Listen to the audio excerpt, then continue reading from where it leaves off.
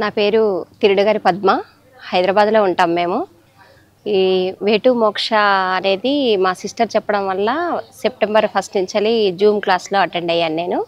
ధ్యానం చేయాలి అని అంటే ఎవరైనా మనకు మనం చేయాలంటే కొంచెం ఎట్లయినా కష్టతరమైందే. ఇంట్లో యాక్సెప్ట్ చేస్తారు, చెయ్యరు.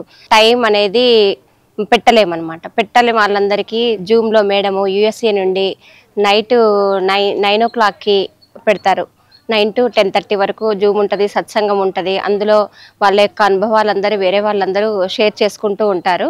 అవి వినడం వల్ల ఏమవుతుందంటే మనకి దానివల్ల ఏంటి ఉపయోగాలు, మనకి ఏం జరుగుతుంది, మన లైఫ్లో మనం ఎలా ఉండాలి అనేది అర్థమవుతుంది. అండ్ ఆల్సో మార్నింగ్ కూడా 7:30కి ఇంగ్లీష్లో వస్తుంది. నైట్ వచ్చేది తెలుగులో ఉంటుంది, మార్నింగ్ వచ్చేది ఇంగ్లీష్లో ఉంటుంది. ఎవరైనా సరే మన లాంగ్వేజ్కి అనుగుణంగా రెండు విధాలుగా కూడా మనము జూమ్లో అటెండ్ అవ్వచ్చు. అదొకటి మాకు బాగా నచ్చింది.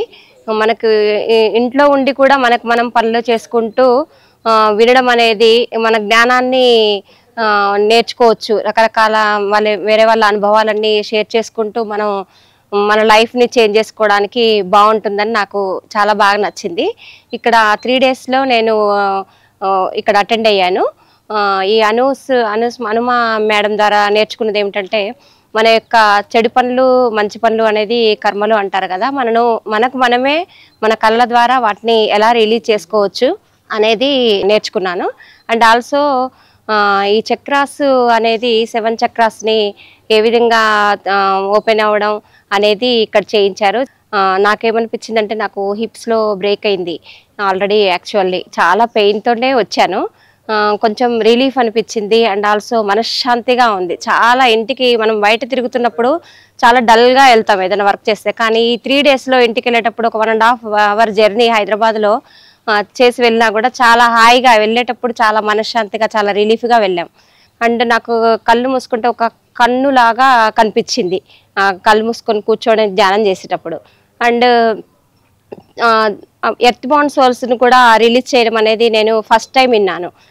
ఈ కళల ద్వారా అనేది కూడా నేను ఫస్ట్ టైం విన్నాను. మనం ఇదివరకు వేరే వాళ్ళకు పెట్టిన బాధలే మనము ఇప్పుడు పడుతున్నాము అన్నది విషయం తెలుసుకుంటే ప్రతిదీ చాలా చిన్నది అయిపోతుంది అనమాట. మనం అంతకంటే ఎక్కువ ఇప్పుడు మనం పడుతున్న బాధలు మనం ఇంతకంటే ఎక్కువ చేసామన్నప్పుడు, మనం కొంచెమే అనుభవిస్తున్నాము అని తెలుసుకున్నప్పుడు అది ఎలా రిలీజ్ చేసుకోవాలి అనేది 4P మెడిటేషన్ ద్వారా పశ్చాత్తాప పరివర్తన అని చెప్పనేది ఒకటి. అది కూడా జూమ్లోనే జాయిన్ అయ్యి వినొచ్చు. వాళ్ళు ఎంత బాధపడ్డారో మనము ఇప్పుడు అనుభవిస్తున్నట్టుగా ఫీల్ అవ్వడం వల్ల మనకి దాన్ని రిలీజ్ చేసుకోగలుగుతాము అనేది చాలా మంచిగా అనిపించింది. చాలా అర్థమైంది. అది చేయడం వల్ల మనం చేసిన చెడు పనులు కానీ ఇప్పుడు జరుగుతున్నాయి కానీ సిచ్యువేషన్స్ని కానీ రిలీజ్ చేసుకున్నప్పుడు మనకు ఆటోమేటిక్గా మన మనసులో తప్పులను సరిదిద్దుకుంటున్నాను అనే ఫీలింగ్లో చాలా ప్రశాంతంగా ఉండగలుగుతాం లైఫ్ని లీడ్ చేయాలంటే.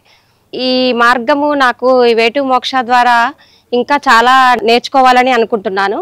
ఇంకా దీంతో ముందుకి వీళ్ళతో వాలంటీర్గా ఉండి నాకు తెలిసిన హెల్ప్ చేయాలని అనుకుంటున్నాను. ఇతరులకి యూనివర్స్కి ఉపయోగపడే విధంగా నాలా ఎవరైనా ఇబ్బందులలో ఉన్న వాళ్ళకు కూడా ఇది శ్వాస మీద ధ్యానం చేయడం వల్ల వచ్చే ఉపయోగాలు చెప్పి మనుషుల్లో వేరే వాళ్ళలో ఎవరైనా పరివర్తన తీసుకురావాలని, వాళ్ళ లైఫ్లో వాళ్ళు ఆనందంగా ఉండాలని మనస్ఫూర్తిగా కోరుకుంటూ ముందుకు కొనసాగాలని లైఫ్ని కోరుకుంటున్నాను. Thank you Anuma ma'am. Thank you. Thank you, universe.